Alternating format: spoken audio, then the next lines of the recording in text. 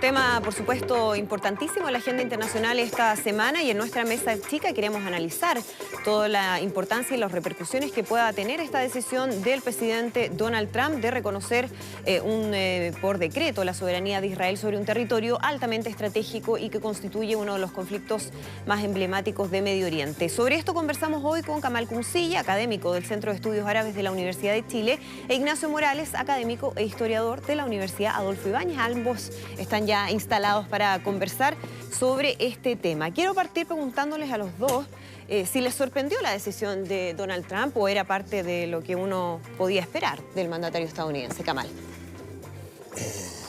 O sea, a ver, de Trump uno podría decir que nada sorprende ya a esta altura, sobre todo después de lo de Jerusalén, en relación a los palestinos en particular, digamos. Pero sí, claro, o sea... Pero dice relación ahí con la postura que él siempre ha tenido en relación a Israel, ¿no? Sí. Lo que pasa es que en realidad la postura que tiene Trump hacia Israel... a ver, sustancialmente no dista mucho de la que puede tener cualquier presidente norteamericano, en el fondo. Lo que pasa es que, digamos, esto da cuenta de la imprudencia de Trump, digamos, otra vez, también como lo de Israel, en el fondo.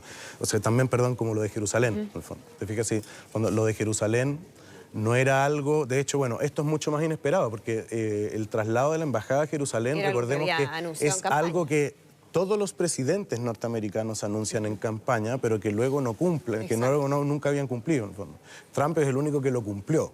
Fue un paso más allá. Pero claro, esto es como algo así disruptivo que apareció, digamos, de la nada, que además nadie lo apoya, digamos, entonces como que en relación a lo de Jerusalén todavía había, incluso entre sus aliados regionales hubo ahora más, cosa que es rarísima, por ejemplo, la reacción de Arabia Saudita fue mucho más enérgica ahora que ante el traslado a la embajada de Jerusalén.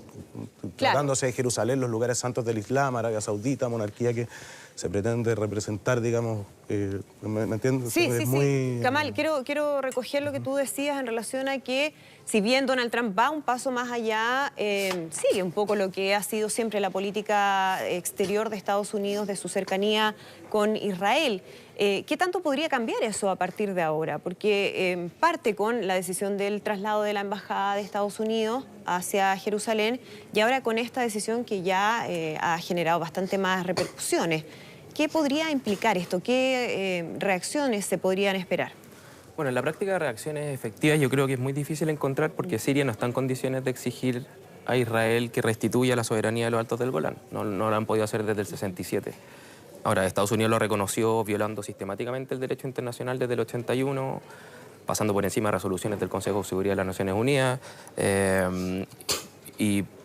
O sea, no llama tanto la atención que lo haga Trump ahora, sobre todo porque están a una semana de las elecciones de primer ministro en Israel. ¿Qué vinculación uno puede hacer con eso? Lo que pasa es que Netanyahu está en una campaña electoral muy polarizada en Israel hoy día. El Likud, que es un partido más bien de derecha dura, junto con el apoyo de otros partidos más bien radicales de la derecha en Israel, están tratando de mantener esa campaña y están compitiendo con ex generales del ejército israelí que lo cuestionan particularmente por sus escándalos de corrupción.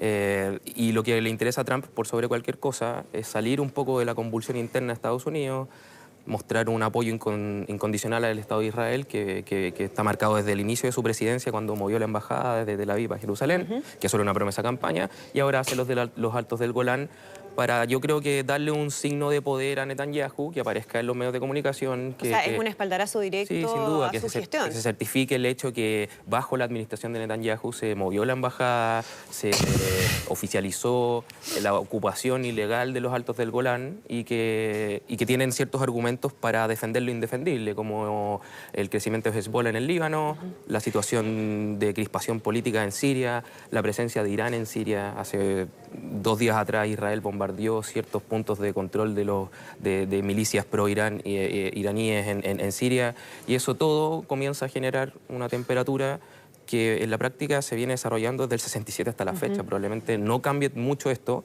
salvo discursos muy acalorados en el Consejo de Seguridad de las Naciones Unidas. De facto, Israel controla los altos del Golán y no lo van a soltar. Claro. Por dos principales razones. Una, porque es un punto estratégico fundamental. Su situación geográfica es excepcional para mantener el control de la seguridad en el sur del Líbano. Y lo otro es que los grandes cauces de agua que alimentan a Israel provienen de los altos del Golán. Alimenta el río Jordán, por lo tanto... Eso es bien relevante, ¿no? Cuando hablamos de cuál es la importancia. ¿Por qué son tan importantes los altos del Golán, Kamal Kunsille? ¿Y qué pasa además con los residentes? ¿Quiénes viven allí? Bueno, los residentes son árabes, drusos, digamos, sirios o palestinos en el fondo, dependiendo del lado de la frontera, pero eso es una comunidad. En realidad eso no es muy relevante. Nunca nosotros nos detenemos a hacer, no sé, un análisis, por ejemplo, de cuando si es que ocurre un hecho en territorio ocupado como Belén, por ejemplo, decir, bueno, ¿quiénes habitan ahí? Los cristianos, digamos, y hacemos un análisis de los ortodoxos, que no es muy relevante. El hecho, digamos, estructural del poder es el que importa, ¿verdad? Importa lo que decía Ignacio, que es una zona estratégica, digamos, por motivos de seguridad y también de recursos, ¿verdad? Que eso es lo fundamental, en el fondo, y... También es importante por el proyecto expansionista de Israel desde sus comienzos. En el fondo, Netanyahu, una de las cosas que ha hecho que les pertenece también por derecho histórico, ¿verdad? Entonces, el punto aquí, digamos, en el fondo, si esto... Claro, es cierto. O sea, a ver, tú preguntabas al comienzo si esto sorprende. Sí, sorprende porque es un acto disruptivo, sorprende a todos los actores internacionales porque es un acto disruptivo en política internacional. Ahora, obviamente, como decía Ignacio, de acuerdo a la estructura de este problema colonial, digamos, y de acuerdo a la postura histórica que Estados Unidos ha tenido respecto, digamos, al respaldo al proyecto colonial israelí, obviamente que nos sorprende, o sea, y sobre todo nos sorprende en este escenario que señalado, digamos, de elecciones y dada la cercanía particular que hay entre Netanyahu y Trump. Claro. ¿Verdad? Entonces, eso. Ahora, habría también un escenario muy, digamos, muy particular, justamente están las elecciones, ¿verdad?, que vienen el 9 de abril.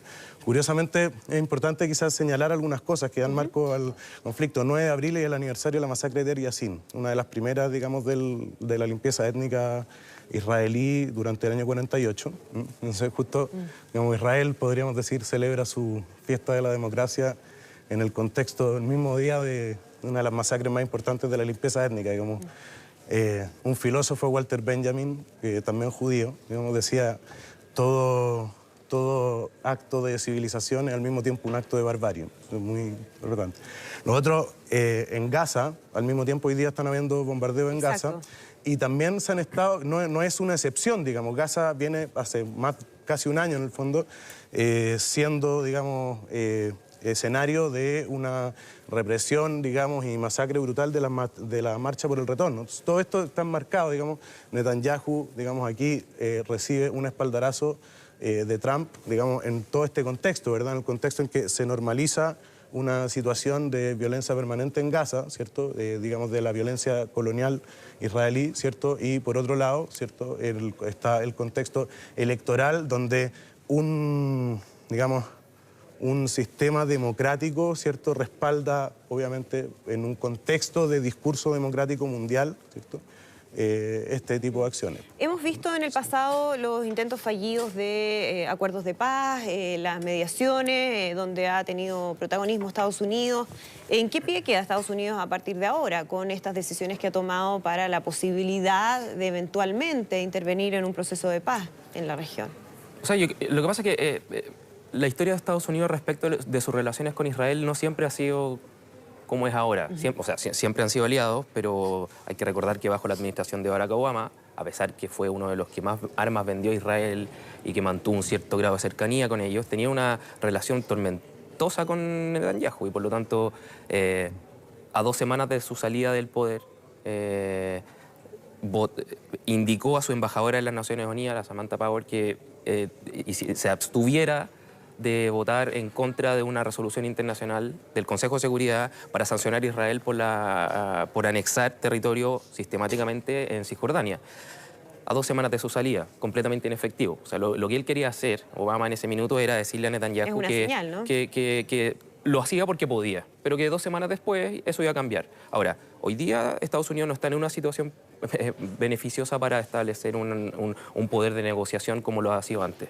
Ahora bien, Cuando ha sido un negociador Estados Unidos o una parte imparcial, entre comillas, nunca se han logrado muchos objetivos a favor de la causa palestina. Siempre se han logrado a favor o mantener un statu quo de forma permanente, desde la guerra del Yom Kippur en el 73 hasta la fecha. Que han estado cerca de ciertas resoluciones, sin duda. Los acuerdos de Oslo fueron un ejemplo, a pesar que dejaron de ser efectivos en el momento en que Arafat se retiró de la mesa porque no iban a reconocer el problema de los refugiados. Tenemos que ver qué es lo que pasa si es que Trump es reelecto y qué eventualmente podría pasar si es que hay otra administración un poco más abierta a discutir los derechos históricos del pueblo palestino en Cisjordania y en Gaza, y eventualmente la relación que se puede establecer entre el Líbano e Israel, entre Siria e Israel una vez que termine el conflicto, y qué rol cumplen los jordanos también, que han sido, aunque uno no lo crea, grandes aliados del Estado de Israel desde 1948. Hoy día Estados Unidos no es garantía de nada, ni para el proceso de paz, que dicen que va a ser una maravilla, según Trump, dirigido por su yerno Jared Kushner, que no han dado indicación de nada. Probablemente van a sacar Jerusalén de la discusión, van a sacar el problema de los refugiados de la discusión. Ya certificaron que los Altos del Golán son territorio del Estado de Israel, de acuerdo a Estados Unidos. Kushner estaba detrás de Trump, sonriendo en ese minuto. Entonces, ¿qué garantía puede tener frente a la contraparte, que es el pueblo palestino en este caso, o el mundo árabe en general, con todas sus distinciones? Probablemente la reelección va a decir mucho y quién administra el poder en Estados Unidos después. Vamos a ver qué pasa con eso. Les queremos agradecer, Kamal, Ignacio, por acompañarnos hoy en Mundo Plus. Muchísimas gracias. Y nosotros comenzamos a despedirnos también. Gracias a ustedes por acompañarnos. Que tengan un buen fin de semana. Nos reencontramos el lunes.